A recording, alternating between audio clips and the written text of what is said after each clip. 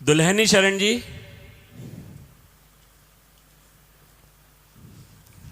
जय जय कोटि कोटि प्रणाम। जी। महाराज जी, समाज की एक विकट समस्या की ओर मैं आपका ध्यान दिलाना चाहता हूँ। जी। आजकल का युवा शराब और ड्रग्स के नशे की तरफ बहुत तेजी से आकर्षित हो रहा है जी। और नशे का गुलाम होता जा रहा है। जी। और इस नशे की लत को पूरा करने के लिए वो किसी हद तक भी गुजर जाता है, कोई भी अपराध कर जाता है। अपने नशे की लत को पूरा करने के लिए हत्या, लूट जैसे अपराध कर जाता जी, है। जी। और आंकड़े ये बताते हैं कि 90% अपराध, हत्या, लूट और बलात्कार, उस समय अपराधी नशे में पाया गया। जी। तो इसलिए आपसे प्रार्थना है, कुछ ऐसा मार्गदर्शन करें कि समाज से ये कुरीति खत्म हो जाए। जी। जब तक कोई चाहेगा नहीं कि हम नशा मुक्त हो, तब तक हमारी सामर्थ्य, क्या किसी की सामर्थ्य नहीं है कि किसी को नशा मुक्त किया जा सके। जब कोई ये चाह ले कि मैं बुरी जगह फंस गया, अब मैं निकलना चाहता हूँ, तो भगवान कोई न कोई रूप रख करके उसे निकाल देते हैं। हम नशा क्यों करते हैं, इस पर दृष्टि डालें। पहले हम नशा करते हैं आनंद के लिए। हमें एक भ्रम हो गया है कि भांग में, गांजा में, तंबाकू में, चिलम में और शराब में, ड्रग्स में, इसमें एक आनंद है। ऐसे प्रलोभन से हमारी बुद्धि ने हमको किसी भी नशे से जोड़ दिया, और जब हम उस नशा को करते हैं तो हमारी बुद्धि होती है शिथिल, और हम उस शिथिल और उन्मत्तता को आनंद समझ लेते हैं। धीरे धीरे हम उस शिथिलता और उन्मत्तता का ऐसा प्रभाव पड़ता है, इतने आसक्त हो जाते हैं कि हम उसके बिना जी नहीं सकते।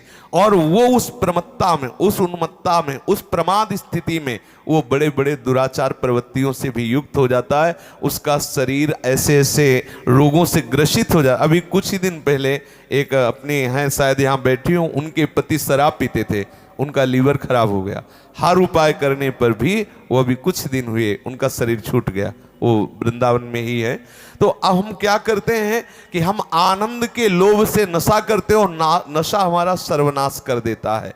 जब तक हमारी समाज में ये बात प्रचार प्रसार नहीं होगी कि ये नशा आनंद नहीं, नशा तुम्हारे नाश का कारण है, नशा तुम्हें दुख देने वाला है, स्वाभाविक तुम्हारे आनंद को छीण करने वाला नशा है, तब तक इस समाज के जो नए युवक हैं ये सुधरने वाले नहीं। आजकल हम लोगों को ये सिखाया जाता है कि थोड़ा सा नशा कर लो तो बहुत अच्छा रिलैक्स अनुभव होगा, और आप समाज सेवा जो भी आप करते हैं वो बहुत एकाग्रता से करेंगे। इसी लोभ से और इतनी थकान दिमाग में हो जाती है लोगों को, वो समझते हैं कि शराब पी लिया, कोई नशा कर दिया, रिलैक्स हो गए।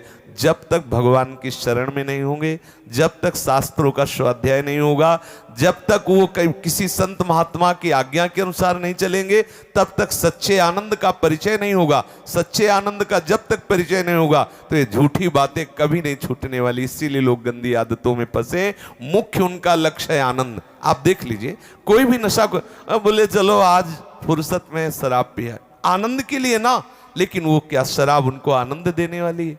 क्या ये नशे आनंद देने वाले? पर अज्ञान के कारण वो ऐसा करते। जब तक उनको सत्संग नहीं मिलेगा और जब तक वो स्वयं नहीं छोड़ना चाहेंगे, हम ये जानते हैं कि हम ये कर रहे हैं लेकिन बुरा है, इसे छोड़ना चाहता हूं, तो उपाय है। जब वो उसे छोड़ना ही नहीं चाहता, उसे गुण मान लिया है कि ये हमारे आनंदित होने का, हमारे विश्राम का, हमारे रिलैक्स होने का उपाय है, तो कोई नहीं छुड़ा सकता है। इसलिए हमें लगता है कि पहले उनको सत्संग मिलना चाहिए, वो इस बात को समझें कि मैं गलत आचरणों में हूं, मुझे छोड़ना चाहिए गलत आचरण, फिर वो छोड़ सकते हैं। पक्का समझ लीजिए, हर नशा आनंद के लिए करते हैं और वो नशा उनके आनंद का नाश करने वाला है। आनंद तो सच्चिदानंद प्रभु के चरणों में है। जब तक प्रभु के चरणों का आश्रय नहीं लेंगे तब तक ये बात सुधरने वाली नहीं है। चाहे कसम खा के देख लो, एक कसम खाओगे एक विषय की तो दूसरा रास्ता निकल आएगा, दूसरे व्यसन का आश्रय ले लेंगे। जब आनंद मिलेगा प्रभु की तरफ तो फिर उनका मन शांत हो जाएगा। निज सुख बिन मन होई कि थीरा। इसलिए हमें लगता है कि जो अपने समाज के लोग हैं इनको शास्त्रों का स्वाध्याय करना चाहिए, सत्संग करना चाहिए और अपने बुजुर्गों की आज्ञा का पालन करना चाहिए। व्यसनों से दूर रहें, नाम जप करें तो बुद्धि शुद्ध हो तो भले सुधार हो जाए, नहीं तो हमारी आपकी कोई बात सुनने वाला नहीं है। अगर ज्यादा कहोगे तो पिट ऊपर से जाओगे। हाँ, वो मानने वाले नहीं है, क्योंकि उनके अंदर ये धारणा बैठ गई है कि रिलैक्स होने के लिए, आनंदित होने के लिए ये व्यसन जरूरी है। जी।